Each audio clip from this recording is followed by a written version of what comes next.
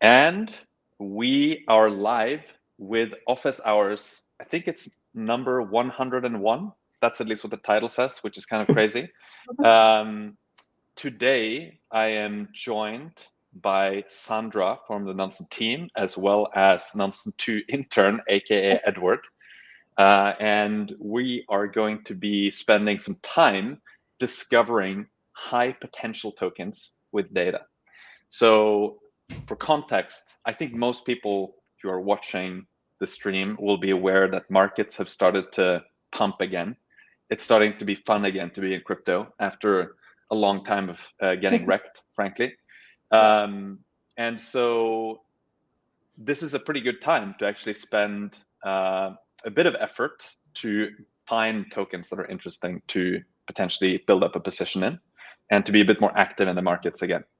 And so today we are going to be using Nansen 2, obviously, to kind of show how you can discover tokens, perform a bit of due diligence, and generally level up your on-chain trading game.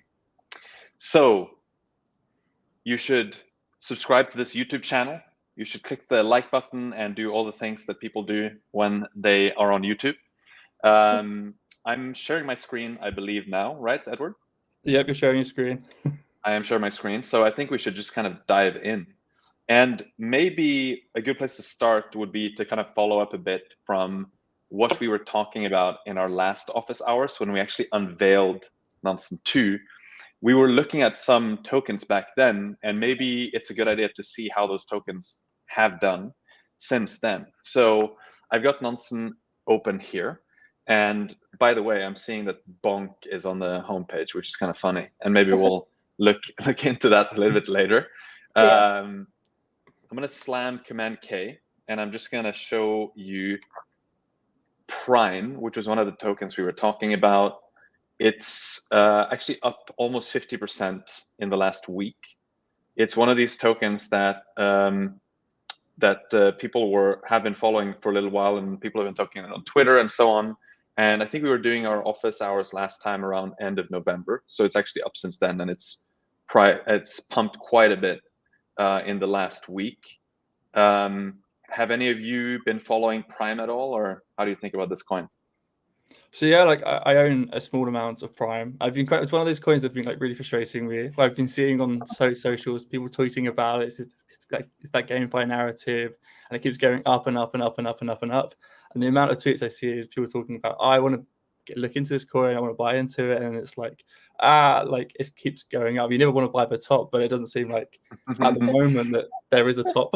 And it's just so it's one of those coins that's like seems to be doing really well in this market at the moment, and it's one of those teams that we know that consistently execute. They're doing all sorts of different things.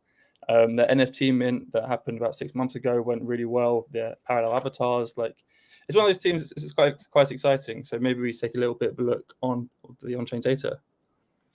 Yeah. Sandra, any thoughts on Prime?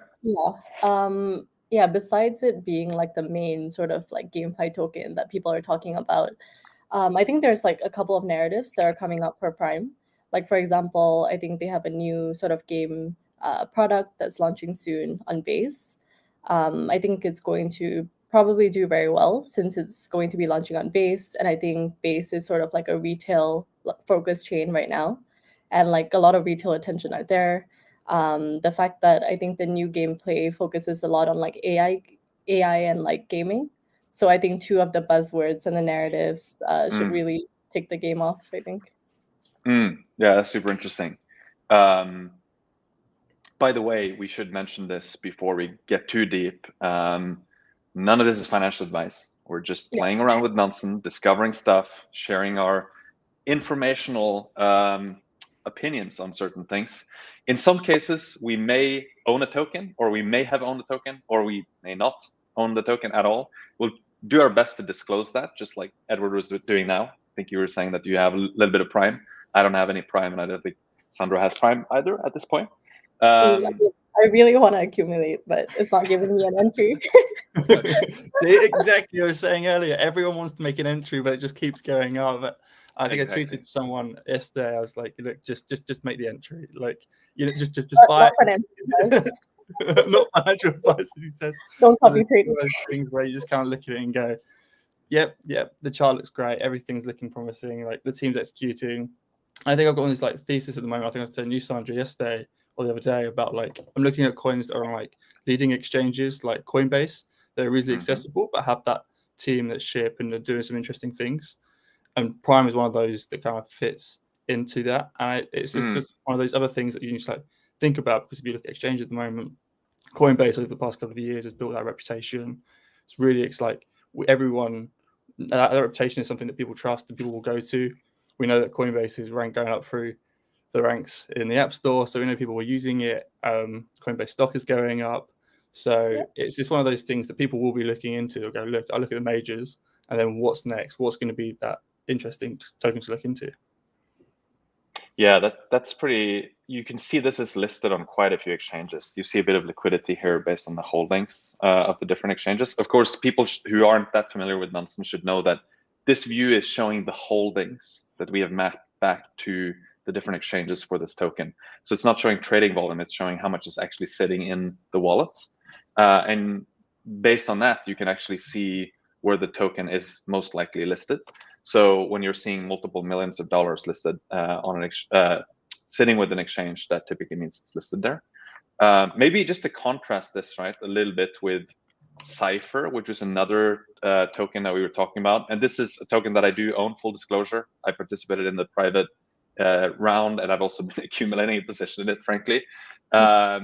If we look at, and by the way, you can look at my wallets in Nansen because it's disclosed transparently there, so no secrets. The interesting thing here, if you look at the exchange tab and compare that to Prime, this one's actually not really listed on any centralized exchange.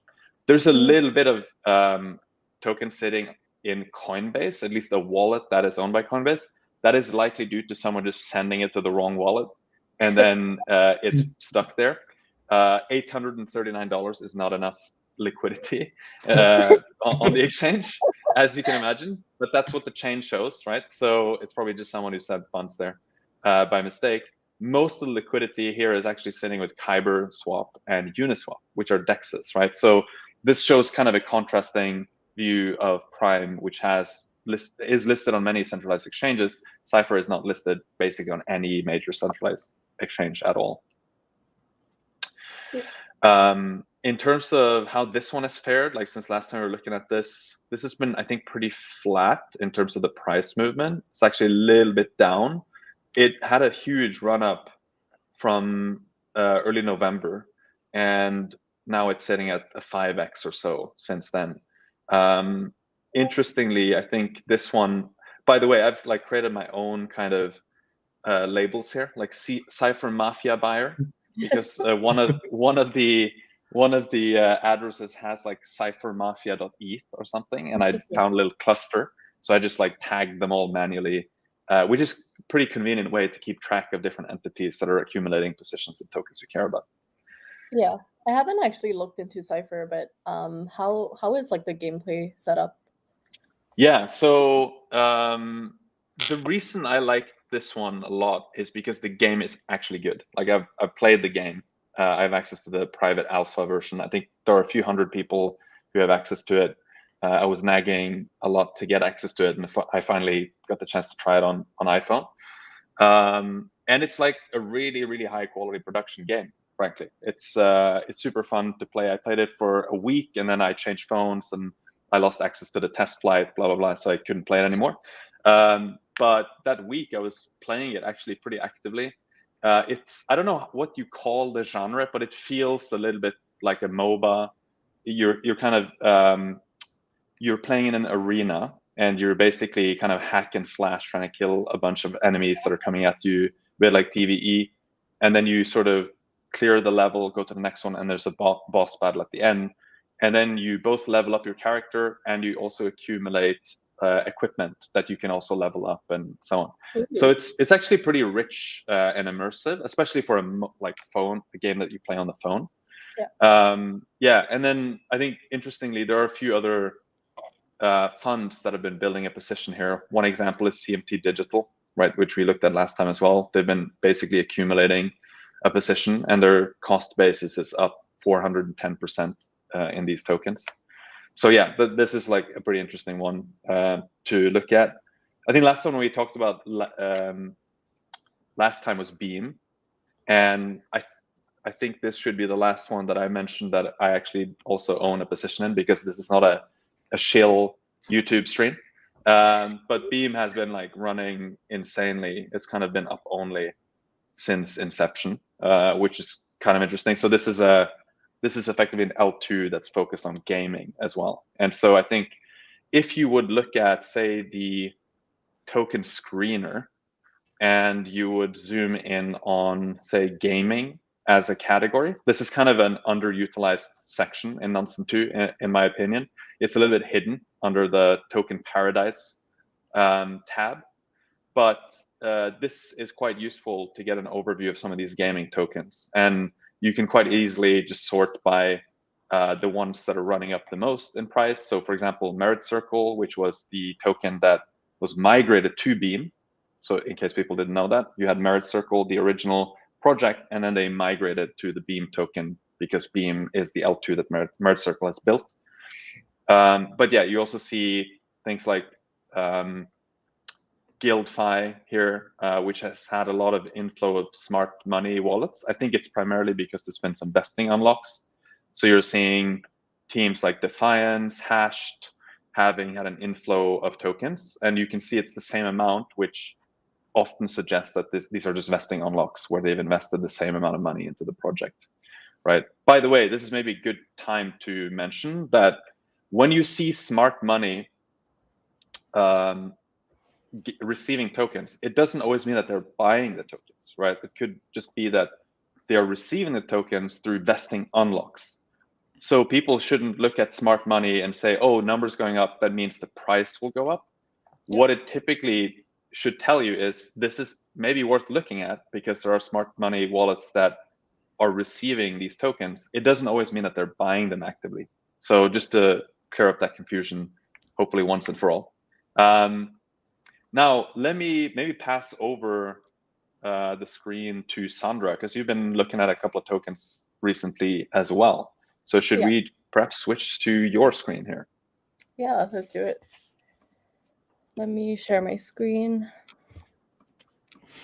So we wait for that. So both SIPHER and Beam are GameFi. We talked about Prime's also gaming. Is that like a narrative that you're interested in at the moment, Alex? Is that something that you think maybe has something? I think like every year it's gaming is going to be the next big thing. Yeah. Is 2024 the year where it's the next big thing? Just some quick comments on this, right? I think many people were very bullish on Web3 gaming in 2021, and that's when most of these projects raised money, either in 2021 or early 2022. But the reality is you need to build the games, and that takes some time. And so I think the lead time is what's interesting here, where many of these projects have spent maybe the last 2 years building the game. Like SIPHER is a good example of that. They hired like almost 200 people. They built the team. They built the game over the last 2 years. And now the game is in private alpha. In some cases, games are in public alpha or beta, or they've already released.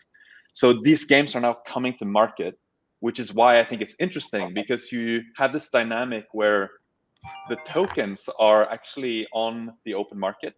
They are liquid, but people have mostly not been paying attention to what the teams have been building.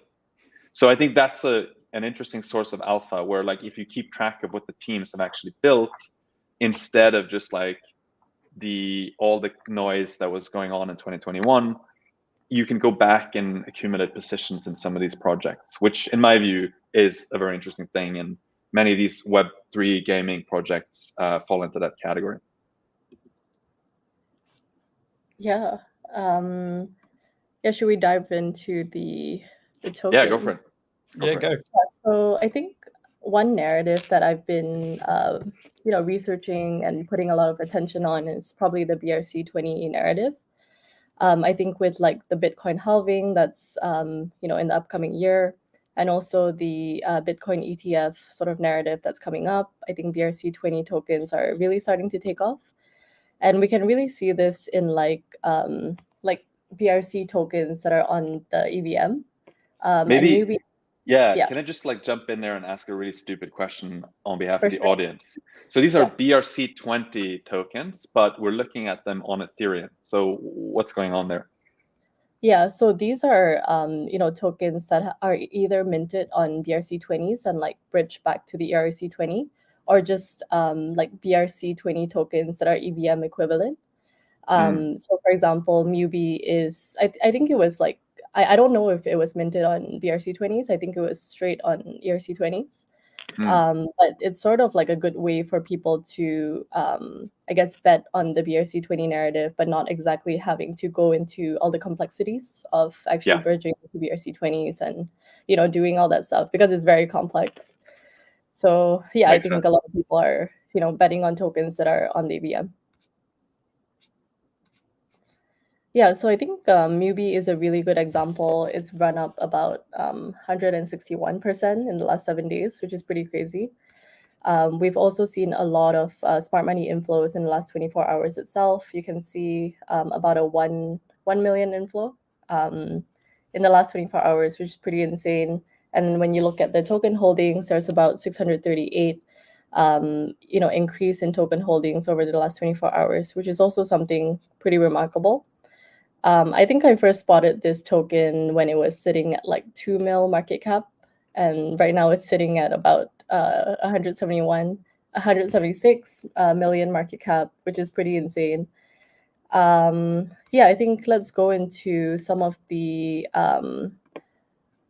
exchange holdings. I think for Mubi, it's pretty interesting because it's not really listed on any tier one exchanges. You can see the biggest exchanges that this token is sitting on is like Maxi, Gate.io. A lot of liquidity is on Uniswap.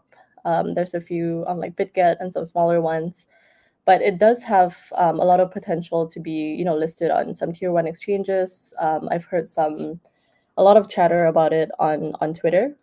So yeah, I'm really paying attention to this token. And when you go into balances as well, I think one thing that really stands out is Roger Lim's address. So if you don't know Roger Lim, he's the founder of NGC Ventures, and he's been really into the whole BRC20 narrative. You can see his Mubi holdings is at about 2 mil, about 500K USD. His cost basis was at about 0.08 cents. He first got in, I think, a month-ish ago. So when you look at the transfers, the value at the time was about 6K USD, and right now it's sitting at 61K. So it's about an 888% increase, which is very outstanding. And when you also look into other BRC related tokens in his wallet, you can see BSSB. So BSSB is also another BRC20 EVM token as well. Seeing a lot of chatter, especially with like Mubi holders and like BSSB. Roger Lim has about 200K. So his second biggest holding beside Mubi. I think at some point he had about 800K worth of Mubi, but he sold a little, especially with the recent pump, which is quite understandable. Another like smaller cap BRC20 token is Dova. Another one I'm looking at. People are associating it with like the maker of BRC20. It's I think the biggest lending protocol right now of BRC20. So Dova is one. Yeah, he has But by the about. way, just to jump in and kind of contextualize this a little bit in terms of like a workflow, right? So here, what you were doing is you were looking at the Mubi top balances, right? Yeah. And you went into one of the top holders, and then you discovered new tokens that he is actually holding, right? So this is kind of a workflow that people can use to find other interesting tokens that investors who've successfully invested in certain tokens you care about have also bought. Yeah, exactly. I think it was a good place for discovery, especially when I found out that Roger Lim was really early to Mubi, and he also started buying BSSB when it was pretty cheap. I think it's sitting at like 20 or 30 mil market cap right now. Yeah, he started entering at about $2, and right now it's sitting at I think $5-6. So he was very early into BSSB, and I think Dova is one that he recently started to accumulate. So I think is definitely one to watch out for, especially given like the maker of BRC20 significance. He first received this token 9 days ago. Yeah, 9 days ago it was at about 9K, and then he just kept adding on, especially, yeah, most recently 4 days ago. And another token I think is TERT. TERT is also another BRC20, like really small cap token. He first received it 8 days ago. Yeah, and has been holding it ever since. By the way, the office hour streams are like great to discover like bugs and stuff in the product. And like it's funny how to see that these tokens we were looking at now, they're so small cap that they don't show up on the price charts correctly. So it's like, yeah, it's good feedback for the team, but it also kind of shows that these are like genuinely like micro cap or like pretty early stage tokens. Yeah. Yeah, I think when you also look at like smart money and the number of wallets, you can see that smart money balance has actually decreased over the last few days, but there's been an increase of the number of smart money holders. So this is quite interesting. I think it gives a lot of entry to like new fresh holders. And we can also see like there's been a 655 increase in like total holders over the last 24 hours. So this, I guess, changes the distribution from like just purely whales to, newer addresses that are smart. So we can look here as well. Yeah, a lot of people have been selling it in the last 24 hours, but price is still holding up. Yeah, a couple of interesting addresses. You have like a lot of 7-day smart index traders. Chronos Research is an interesting one. It's a fund. Let's look at it. Oh, it has about a very small amount, like 9.5K USD in MUBI holdings, 0.08 cents in cost basis. So yeah, and then so I think yesterday I was looking into like a new let me look at the token, like a new BRC20 sort of bridge token. It's called BRG. Yeah, so okay, give me 1 second. This is another one of those examples where it's like it's so early you need to like paste in the token address. That's like okay, that's the hardcore stuff. Yeah. So yeah, this just launched like I think yesterday or 2 days ago. A strategy that I use just to see whether MUBI holders are also in this is I went to balances when it was pretty early on, and I filtered it by smart segment. So I have a MUBI holder smart segment here. You can also do like different types of segments. For example, if I want to find MUBI holders that are holding more than 100, like a 10K USD in MUBI holdings, you can also do that. So for this, it's just all MUBI holders that are overlapping with the new sort of BRG token. That's also a BRC20 bridge token. That's a strategy that I use. And I found a lot of overlapping addresses. So you can see 7-day smart trader, this OX chamber address. And it's a very good way to like follow these addresses because you can tell that they're holding a significant portion of MUBI if it's more than like 10 or 100K. And you can filter it based on like a new like BRC20 token that you just found. So I think it's quite intuitive. It gives you a lot more conviction if you find other addresses in the same basket that are also investing in like newer BRC20 tokens. So with this new token, not financial advice, but you can also see like a large overlap in MUBI and this new token. I love that MUBI segment example. For the people who are not so familiar with Nansen or have not seen smart segments, do you want to just either show or kind of explain like the segments part of that? Yeah. So for example, let's just try creating a segment, right? So all you do is you go to smart segments. You basically can add different conditions. So for example, in my case, I want to look for MUBI holders. So you type MUBI to be able to find it here. And then you can set a minimum amount. So let's say I just want to find MUBI holders that are holding more than 100 tokens.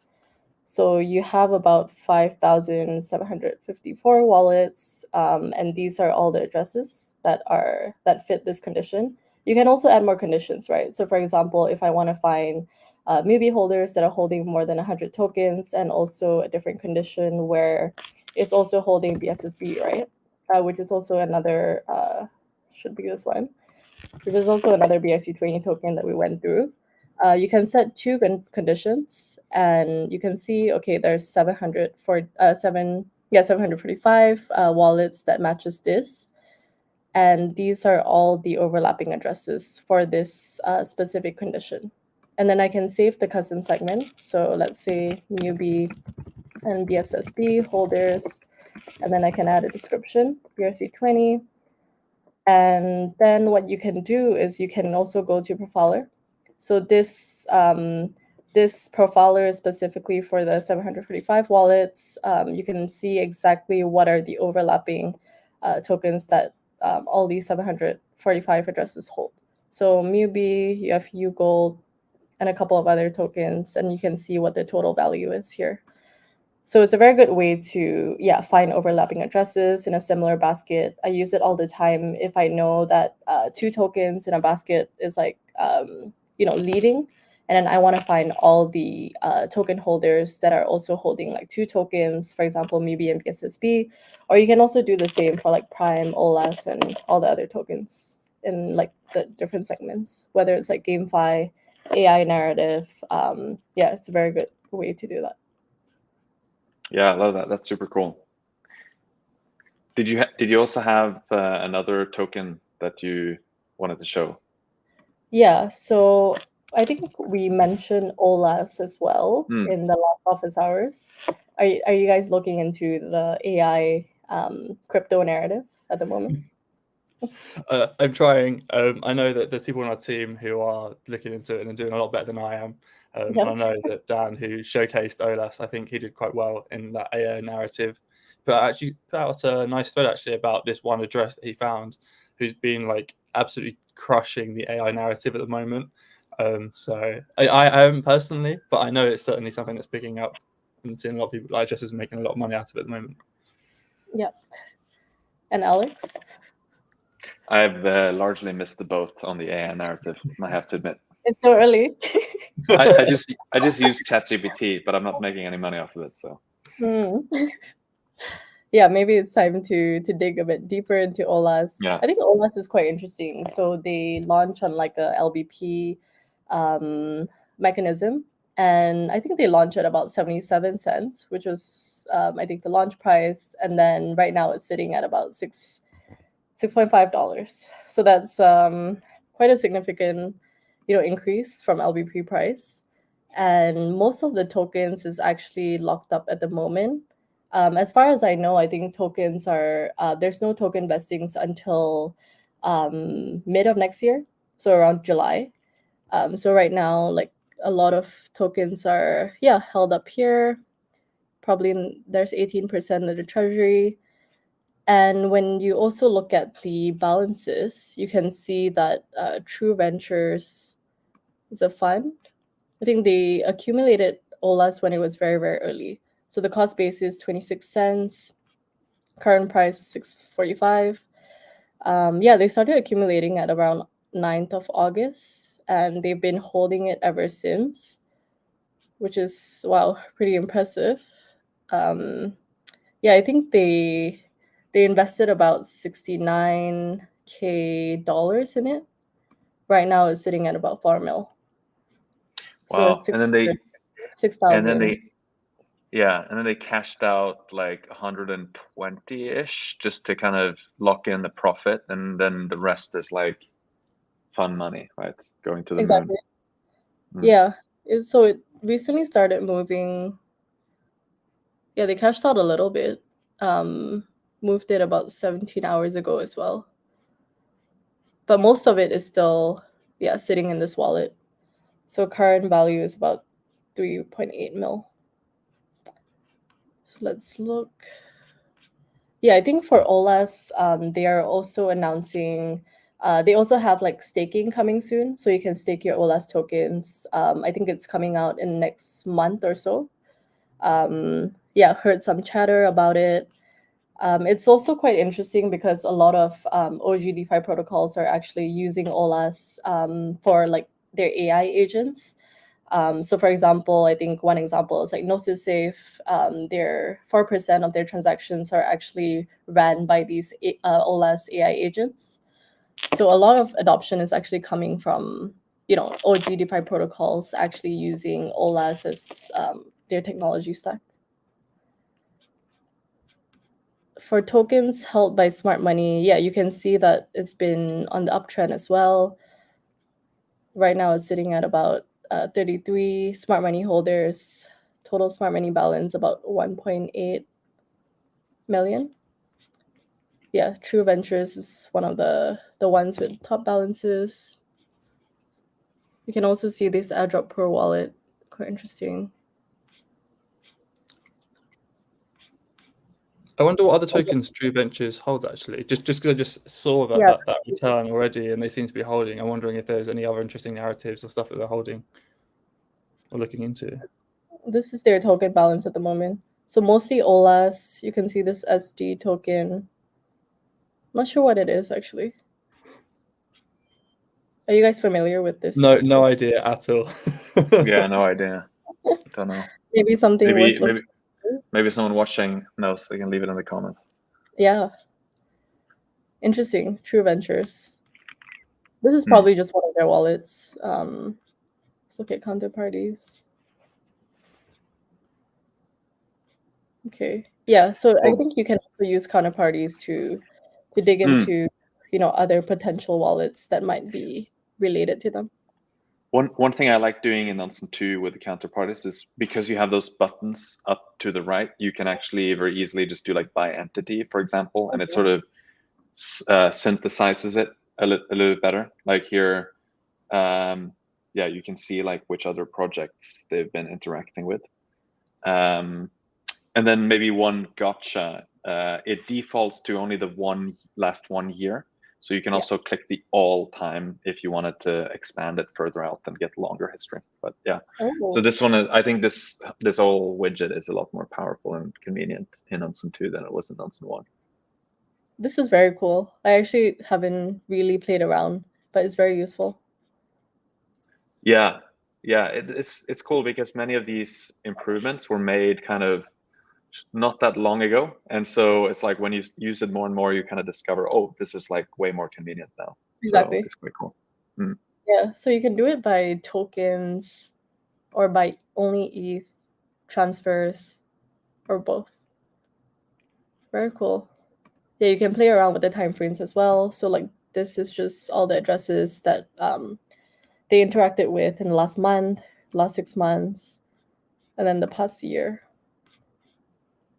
Yeah, very cool. Yeah, I think that should be it for OLAS and Mubi. Nice. Yeah, should we pass it on to Edward maybe? Yeah, let's see what the Nansen 2 intern has to offer. My time to shine. Expectations are high. Yeah, so for me, like one thing I'm really interested in at the moment is I saw your tweet, Alex, I think like a month ago, and you had this strategy of like what would potentially work quite well in this next couple of years.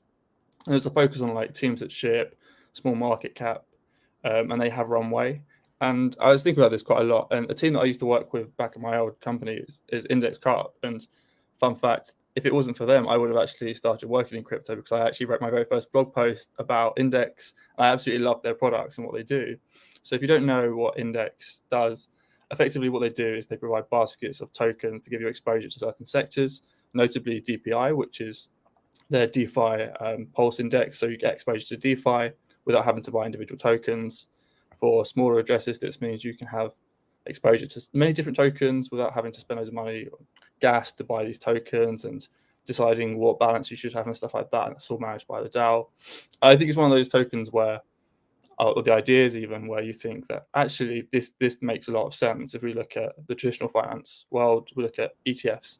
People don't have the time to manage individual stocks. They just want exposure to certain sectors or areas. And this is what Index does. And they've got a track record of doing this. And they've got various different indexes. And so I'm going to go here and just kind of give a quick look at the token first. and then we go from there. So if we look at the price movement, it hasn't been performing that well.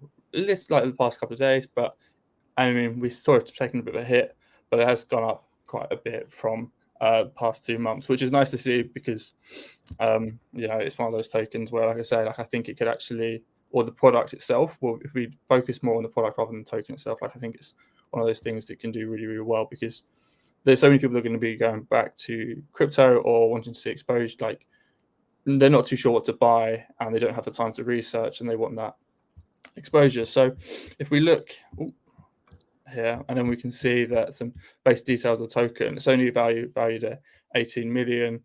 They have 3 years runway, like I said, and they're making revenue. I think by like $600,000 last year, this year, sorry. So they are making money. They had partnerships with like some of the other teams. They are backed by some like really interesting VCs like Sequoia. So those are things that I was kind of looking into before we started planning this episode. Like, okay, what ticks the boxes? And this kind of seems to be the one that kind of stood out to me. That's cool. I mean, I think like the whole need for like index products only increases as you get more and more tokens, right? Because you can kind of think of index products as like aggregators, and it's very hard for people, especially in crypto, to keep on top of every single asset that comes out. So actually, like, I don't want to like put you on the spot here, but like I'm curious on like what are they launching, like new index products, or is it still the same like DPI and those things that they are offering? Are they planning on like issuing new index products, or how does that work?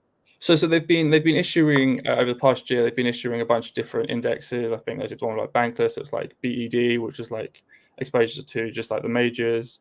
And they basically recently repositioned. So he's kind of knocked a few indexes back because they weren't getting the market traction. They're trying to figure out doubling down on products that work. So DPI is one. Another one is their ETH flexible 2x index, which gives you 2x leverage, ideally, to ETH. So you don't have to worry about liquidation risks. But if you want to double down on ETH and you don't want to deal with leverage and managing it all yourself, you can buy this token. And that's another token that I was thinking about looking into shortly. And so it's like how I kind of see Index and their product suite is just like convenience. It makes things easy because I personally feel like we all know the user experience in crypto is like terrible, and we all know that like, we were talking just now about the AI narrative and how it's difficult to get exposure to that, or we've kind of missed it or relate to narrative already. And it's like products like Index will be able to give you that exposure to these things later. Like I know they've got a metaverse index, so we talk about GameFi as we have done earlier. You get exposure there, and they will consistently ship. They were recently on ZK Sync via Argent, but that seems to have died down a little bit as Argent's moved away from ZK Sync. But they are positioning themselves on like layer 2s, which seems like a perfect fit for this like convenience, because when you think about managing different products, gas is the obvious like blocker for a lot of these people to like allocate, buy. So layer 2s, much cheaper access to these like tokens, and not having to worry about spending all your money on gas before like allocating and stuff like that.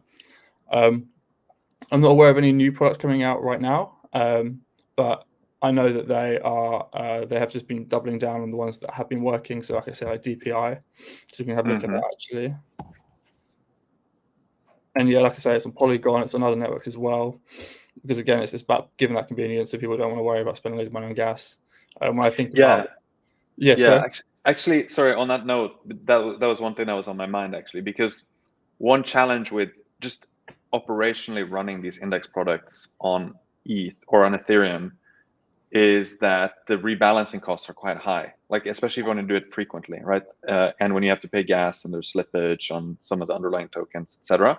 So it makes a lot of sense with the proliferation of L2s and like lower gas chains that these products might actually work better, because you can rebalance at a lower cost, and those costs ultimately have to be covered by the index holders, right, indirectly. So I think it makes sense maybe for a bit of a revival here, like if they're going to be like running mostly on L2s instead of layer 1, and then maybe you take the highest AUM index products and run those on ETH, but the smaller kind of long tail stuff, you run that on like L2s, right?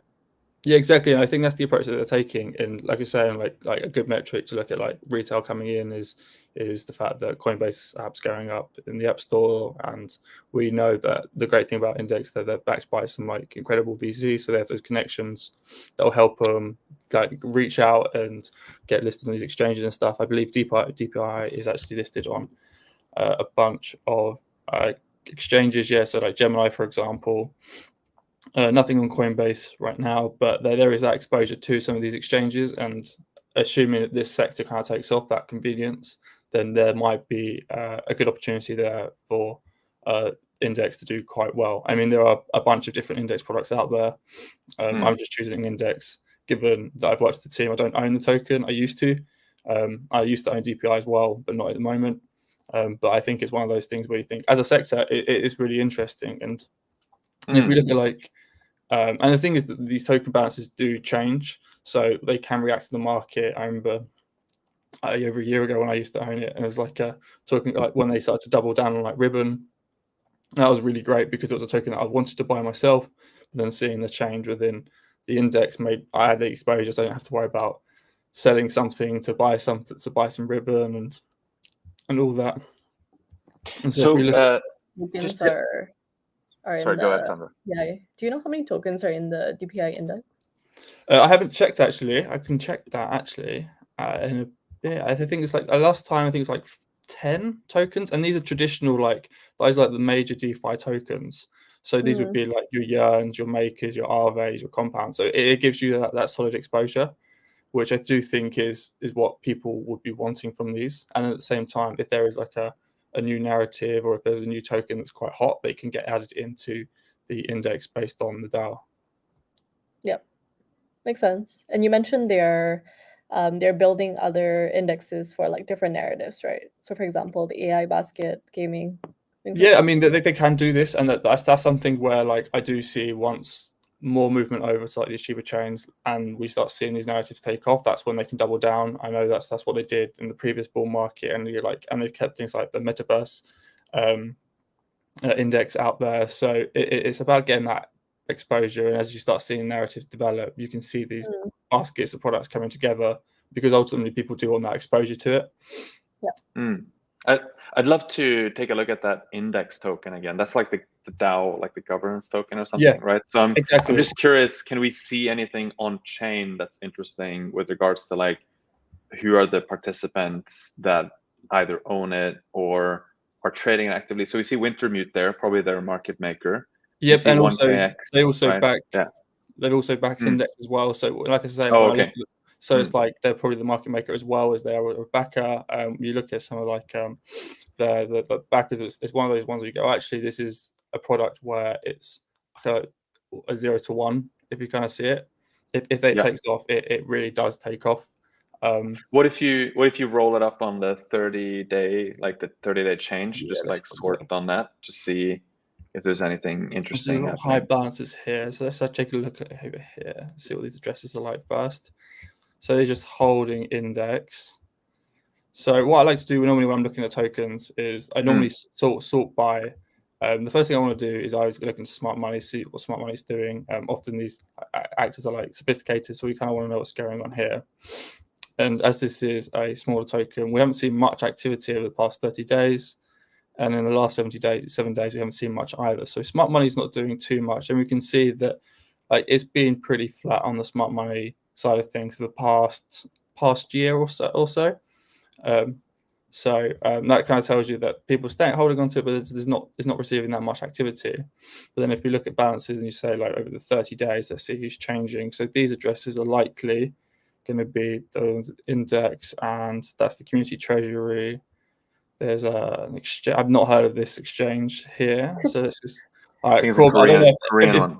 Oh, it's a Korean. Okay, there we go. That's just in the UK. Let's have a look here at this Uncommon NFT Collect. Let's see what else they've got here. That's an interesting address. Oh. So it's like their portfolio value isn't significant, but you can see it's just doing relatively well, and they hold a bunch of index, and this token give. They hold other tokens when you think about like when I look at the like index, they hold Bank. I had traded that not successfully.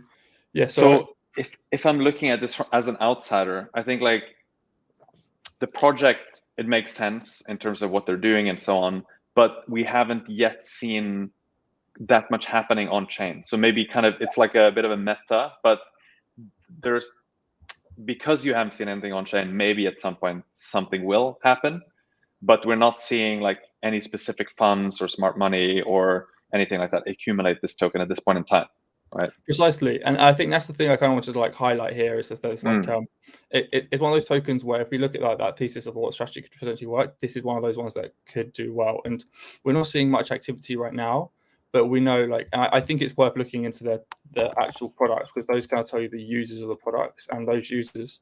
So when I was looking into this token a few days ago, I would look into the products first more than index token itself, because I think that's where people want to see get exposure, and it also helps show you trends.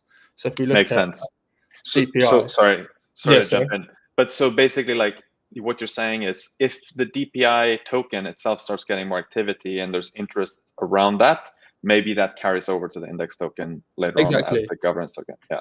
Exactly, and those, because people want to get that exposure to these sectors, and they're going to gradually buy into them, and you want to see like what's going on here. So if we sorted by 30 days here, and we can have a look at some of the changes here.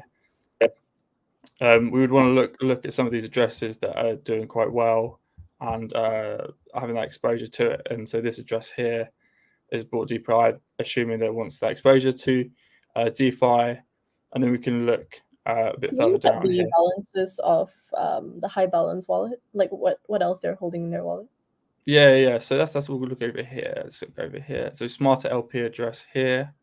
Let's have a look to see what they're holding. So if we look at all time, so this address, bunch of DPI exposure, sold a little bit, and has been holding consistently. And this is kind of like the behavior that I kind of see with a lot of these addresses, is that they want to maintain exposure without having to worry a bit too much about trading. You don't see the active trading because you're not betting really that you like with the narratives, you're not thinking it's going to go up straight away, but you want that longer term hold. Yeah. If you click the smarter LP header there, so we can just see like what else they're owning. So they actually own a couple of like DeFi, like Maker, Unit. It makes sense. Like so they're basically like a DeFi bull.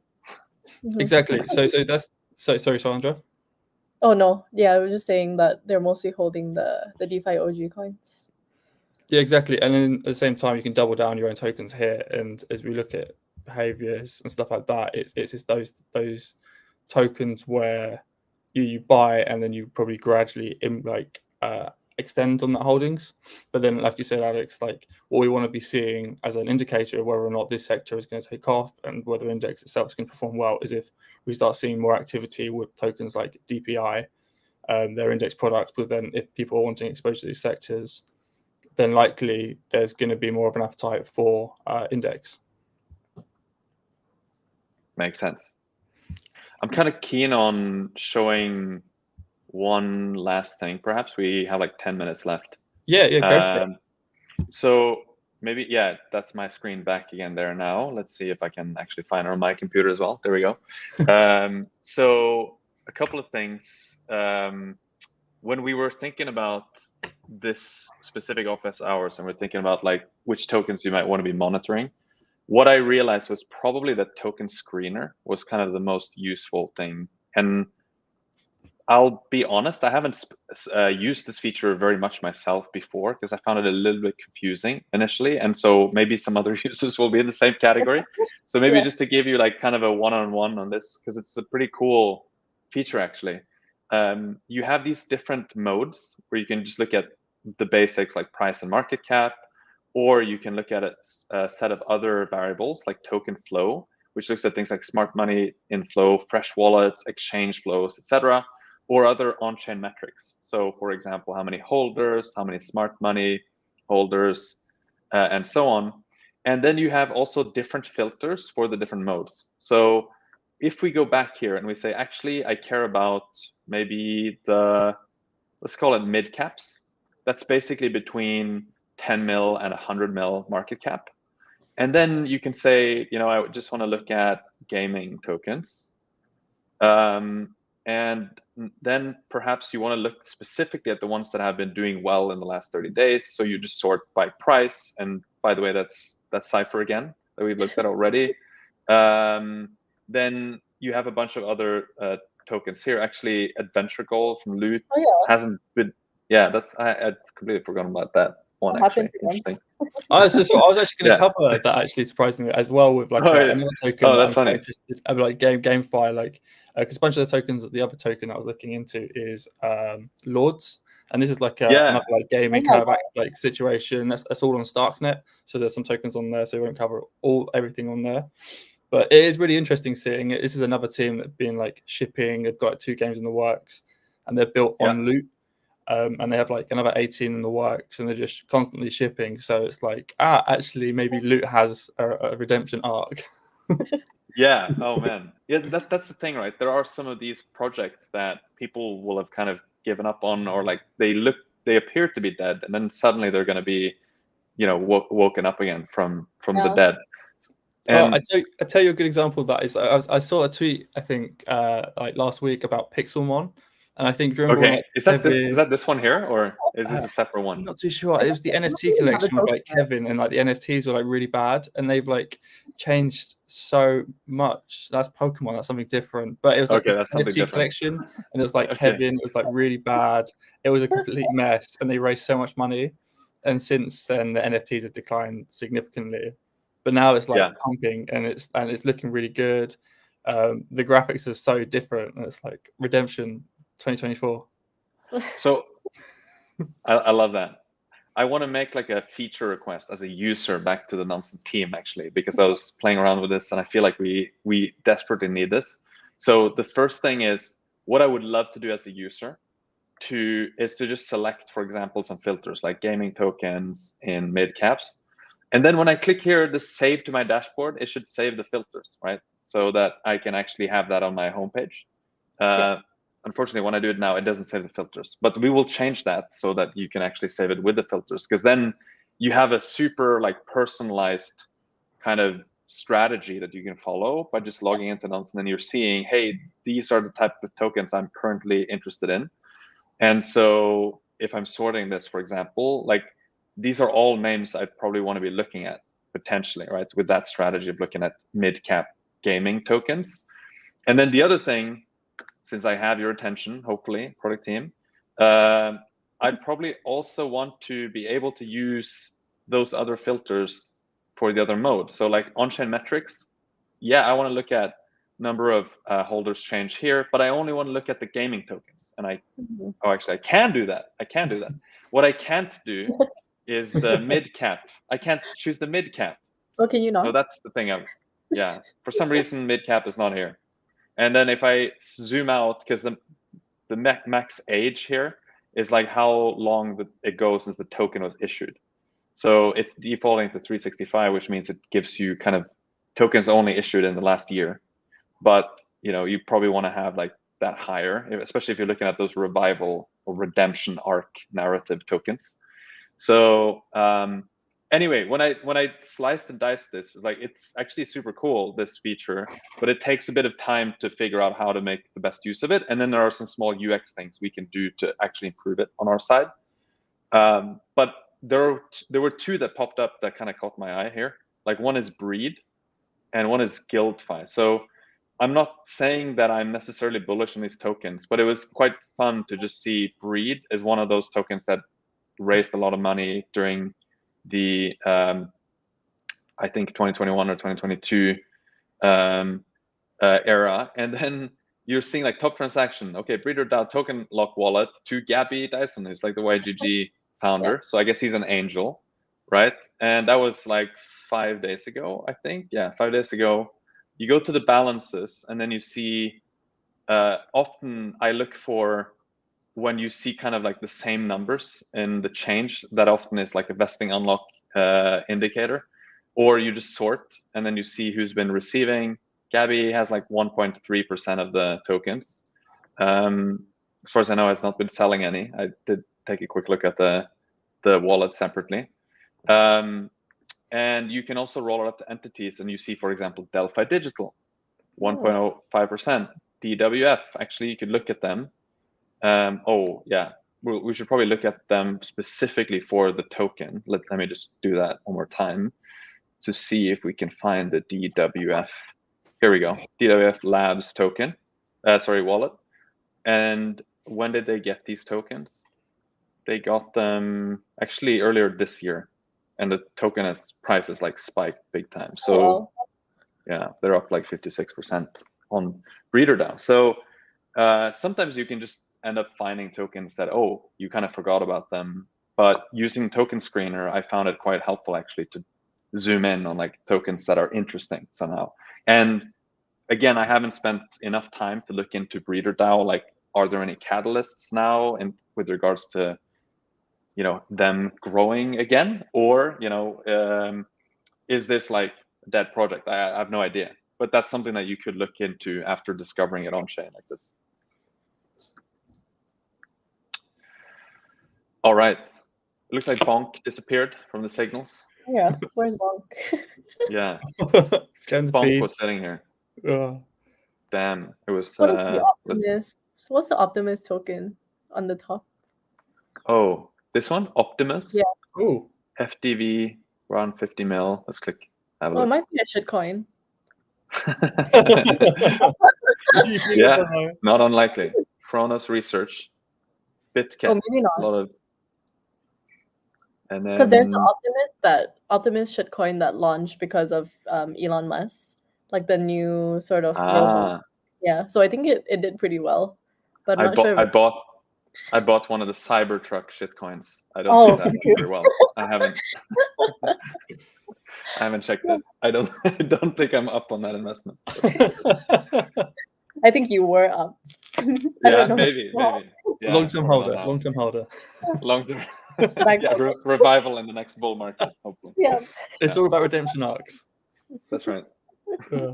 Amazing. Okay, did we cover everything we wanted to cover? I think we've actually went through a lot of stuff. Anything else you guys want to share before we wrap up? Anything you want to share? Sandra, you always have so much alpha. I'm just putting you on the spot. Yeah. Anything else that's interesting at the moment? Not really. I'm just really looking into the BRC20 stuff. Mostly keeping my eyes out on the AI narrative because I think it's still pretty early days. So like some top tokens I'm looking at is like RepTau, the Tau narrative, and ecosystem tokens that are built on top of Tau. There's been a couple that just launched, but I do expect more application sort of tokens to be built on top of Tau. And for OLAS, I'm just seeing like how much adoption the AI agents will have, especially with like DeFi OG protocols, and how many people will start adopting that model. Besides those two narratives, mostly looking into like other ecosystem tokens, so like Solana tokens, AVAX, seeing if there's a revival there. And I think people are looking into like the Move chain tokens as well, so like Sui and Aptos, so things like that. Super interesting. That's a good download there. By the way, we do have to have a very quick look at BONK because everyone's talking about it. So what was the news? That basically the Solana phones have like BONK on them, so they kind of pay for themselves, right? Is that what was the latest news, or did you guys? I wouldn't call it news, but I think they were airdropped. They were airdropped like I don't know how much BONK tokens, and people just started finding out that, you know, if you purchase a phone, you would be airdropped as a portion of the tokens. So I think people were ordering the tokens today, and it sold out in the US, I think. That's hilarious. I think people were saying it's like it's a novel product distribution strategy of like having on your hardware product. But I just want to show one thing that I found kind of interesting. So I was looking at this second largest holder, BONK, and I put my own label to it so that I can recognize it when it shows up in other dashboards. And I was just looking at the, sorry, let me go back here. I was looking at the transactions of this one, and weirdly, I saw this one here. Like, why would DWF Labs send like 8,900 USDT to the second largest BONK holder, like out of nowhere? In fact, like you can click through on this. I don't think you will see this on my screen, but yeah, it's basically the Etherscan kind of receipt confirms it's just like literally a send. They're just sending Tether. So I don't know what's going on there, but I found it interesting. It made me wonder, like, is DWF Labs the second largest BONK holder? Do they control that wallet? I don't know. Maybe that's a cliffhanger we can leave for the next office hours. We'll find out. We'll find out next time. Awesome. Okay. Thanks everyone for joining. If you want to try Nansen, you should go to nansen.ai. We have Nansen 2 out now. It's really good even at the free tier. And of course, if you want to try out a Pioneer subscription, it's even more powerful. So you can try that out as well. Just go to nansen.ai and sign up and start using Nansen. We have tons of new features that are coming out and improvements that are coming out over the new year. One of the very cool things that we're going to do is to incorporate portfolio into Nansen 2. I'm personally very excited about that because I want to have one place, one hub where I can track everything on chain. And that's going to be really, really cool. We have lots of improvements that are coming to these new, much loved features that we've added in Nansen 2, like segments, like Sandra was showing earlier.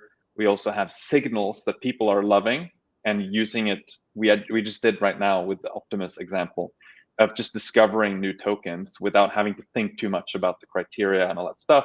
You just want to have a feed of stuff that's popping up. So definitely stay tuned for more office hours next year. Have a great Christmas to those of you who celebrate that, and a happy new year. And we'll see you next year with more office hours and more Alpha Leaks. Thanks everyone for joining. Take care. Bye. And bye-bye.